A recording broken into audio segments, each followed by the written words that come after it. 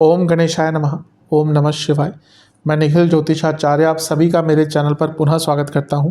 आशा करता हूं कि आप सभी स्वस्थ होंगे। महादेव की कृपा आप सभी पर सदैव बनी रहे। ये वीडियो सिंह यानी कि लियो के लिए अत्यंत विशेष है, क्योंकि वीडियो है 12 से 19 अगस्त 2024 के साप्ताहिक राशिफल के बारे में। कैसा रहेगा आने वाला सप्ताह सिंह के लिए, लियो के लिए। मेरा साप्ताहिक राशिफल चंद्रमा के ऊपर आधारित होता है, चंद्रमा की गति पर आधारित होता है। चंद्रमा एक ऐसे ग्रह हैं जो बहुत तेज भागते हैं।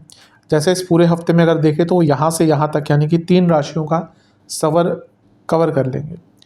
चंद्रमा मन के कारक होते हैं और विशेषता ये होती है उनकी कि जिस भाव में रहते हैं उसको एक्टिवेट कर देते हैं। इसलिए चंद्रमा का डे टू डे एक्टिविटी पर बहुत प्रभाव होता है और इसीलिए चंद्रमा का ये जो या फिर कहिए जो साप्ताहिक राशिफल होता है इसकी विशेषता बहुत होती है। तो इस वीडियो में यही सब चर्चा करूँगा, क्या अच्छा हो सकता है, किस चीज़ का ध्यान आपको रखना है। यदि आपकी लग्न राशि या चंद्र राशि सिंह है, दोनों ही गाइडेंस के लिए इस राशिफल को देख सकते हैं।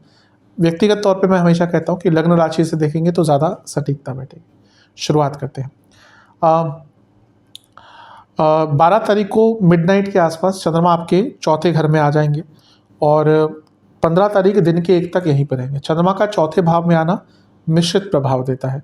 कारको भावनाशय दोष उत्पन्न करता है और यहाँ पे चंद्रमा नीच के भी हैं।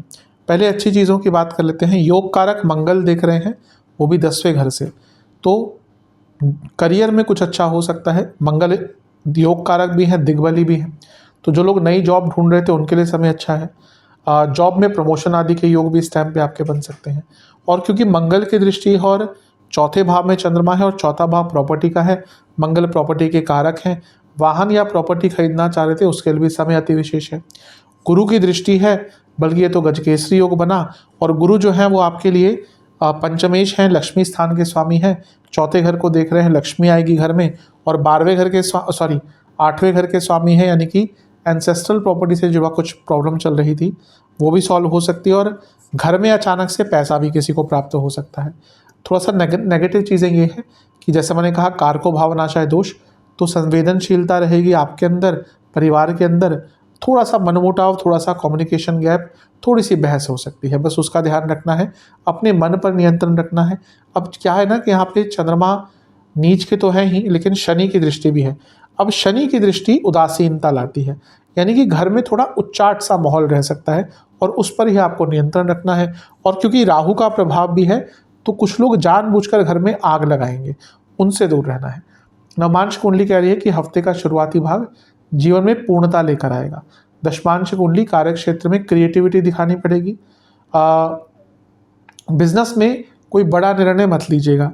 लव लाइफ थोड़ा सा स्ट्रेस ज़्यादा दिख रहा है, उस पर नियंत्रण पाइएगा। लोगों की बातों में बताइएगा, लोगों का तो काम है कहना। अब ऐसा लग रहा है कि आप लोगों की बातों में बहुत आ रहे हैं। वैवाहिक जीवन ट्रस्ट इश्यूज रहेंगे, कन्फ्यूजन रहेगी। स्टूडेंट्स सब अच्छा है, लेकिन एक्सपीरियंस और गेन कीजिए। एक्सपीरियंस की कमी अभी दिख रही है या फिर एक्सपीरियंस्ड लोगों के साथ उठिए बैठिए। सेहत के अनुसार इन्फेक्शंस, छाती के रोग, चेस्ट के रोग, कफ रोग तंग करेंगे। जिनको सांसों के रोग हैं, सांसों से संबंधित रोग हैं, ध्यान दें। सर्वाष्टक में आपका पंचम बली है, ओवर थिंकिंग से थोड़ा सा बचना है। 15 तारीख दिन के 1 बजे चंद्रमा आ जाएंगे आपके पंचम में ही, धनु में, और 17 तारीख शाम के 6 तक यहीं पर रहेंगे। चंद्रमा का पंचम में आना अच्छा माना जाता है। अब आपके लिए 12वें घर के स्वामी हैं। जो स्टूडेंट्स विदेश में जाने का प्रयत्न कर रहे थे, अगर कार्य अटक रहे थे तो पूर्ण हो सकते हैं। अब यहाँ पर मंगल की दृष्टि अभी भी है और मंगल योग कारक है। स्टूडेंट्स के लिए लाभ होगा, क्रिएटिविटी बहुत बढ़ेगी। मंगल भाग्येश भी है, तो लक्ष्मी स्थान को देख रहे हैं, लक्ष्मी स्थान में चंद्रमा बैठे हैं और 12वें घर के स्वामी है, विदेश से लाभ। थोड़ा सा प्रॉब्लम यह है कि गुरु से अभी अष्टम में है।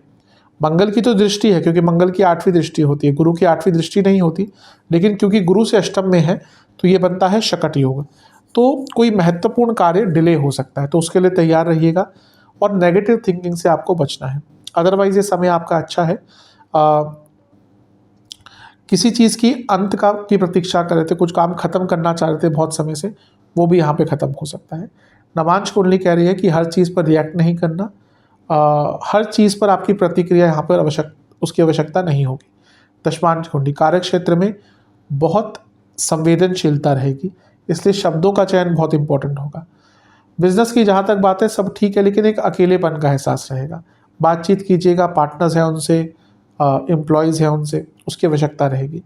लव लाइफ बहुत ज़्यादा एक्सपेक्टेशन आपकी बढ़ जाएगी इस टाइम पे और वो प्रॉब्लम देगी। वैवाहिक जीवन ट्रस्ट इश्यूज दिख रहे हैं। स्टूडेंट्स की जहाँ तक बात है अपने संगत पर ध्यान दीजिएगा। सेहत, गले के रोग, दांतों के रोग, लोअर बॉडी में दर्द और इन्फेक्शन तंग करेंगे। सर्वाष्टक में आपका फिर से पंचम बली है, नेगेटिव थिंकिंग से बचना है। 17 तारीख शाम के 6 चंद्रमा आ जाएंगे आपके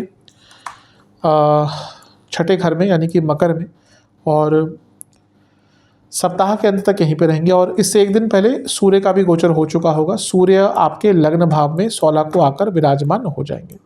चंद्रमा का छठे घर में आना मिश्रित प्रभाव देता है। अच्छा ये है कि गुरु की दृष्टि है और गुरु आपके अष्टम के स्वामी है। कोई लीगल कार्य, कोई सरकारी कार्य अटक रहा था, अचानक से पूर्ण हो सकता है। इसके साथ ही गुरु का प्रभाव और गुरु मंगल के साथ बैठे हैं और मंगल आपके चौथे घर के स्वामी है। कुछ प्रॉपर्टी का वाद विवाद चल रहा था, वो भी सॉल्व हो सकता है। बुरा क्या होगा इसमें थोड़ा सा, वो यही है कि थोड़ी सी व्यर्थ की चिंताएं बढ़ेंगी, आप थोड़ा सा चिंताग्रस्त ज़्यादा रहेंगे। और क्योंकि मकर में है यानी कि उदासीनता आ सकती है। और केतु का भी क्योंकि प्रभाव है तो ऐसी चीज़ों पर ध्यान जाएगा जिसकी कोई आवश्यकता नहीं है, जिसका वास्तविकता से कोई लेना देना नहीं है, और पुरानी चीज़ों को बहुत सोचेंगे। तो यहाँ से ध्यान आपको हटाना है। नवांश कुंडली कह रही है अपनी ऊर्जा को संभाल कर रखिएगा। दशमांश कुंडली करियर में या फिर कहिए जो जॉब चेंज का प्रयत्न कर रहे थे, हफ्ता बहुत अच्छा है, हफ्ते का अंतिम भाग बहुत अच्छा है। बिजनेस, हाँ यहाँ पर ध्यान देना है क्योंकि आपके अपने पार्टनर से, इवन अपने क्लाइंट से झगड़े हो सकते हैं। लव लाइफ की जहाँ तक बात है, अपने पार्टनर की बात को समझने का, उनके बात के मीनिंग को समझने का कोशिश कीजिएगा। वैवाहिक जीवन ऐसा लग रहा है मेंटली बहुत एग्जॉस्टेड रहेंगे, इसलिए एक सरल टाइम बिताइएगा। स्टूडेंट्स, अच्छा समय, हफ्ते का अंतिम भाग बहुत शुभ है, एग्जाम है बहुत शुभ है। सेहत की बात है, इन्फेक्शंस, इंटेस्टाइन की प्रॉब्लम, जिनको डायबिटीज़ है उनको प्रॉब्लम रहेगी। और फूड इन्फेक्शन तो मैंने कहा ही, खाने से ही संबंधित ज़्यादा प्रॉब्लम रहेगी, खाने पीने पर ध्यान दीजिएगा। सर्वाष्टक में आपका लाभ बली है स्थान, अटका हुआ पैसा आ सकता है। उपाय के स्वरूप में आपको सूर्य देवता को जल अर्पण करना है, उस जल में कुछ अक्षत डालने हैं पहले, और जल अर्पण करते हुए ओम भानवे नमः मंत्र का जाप करना है। आशा करता हूँ कि वीडियो काम आएगा। चैनल पर नए हैं सब्सक्राइब कर लीजिए, वीडियो को लाइक कर लीजिए। मिलता हूँ अगली वीडियो में, तब तक के लिए ओम नमः।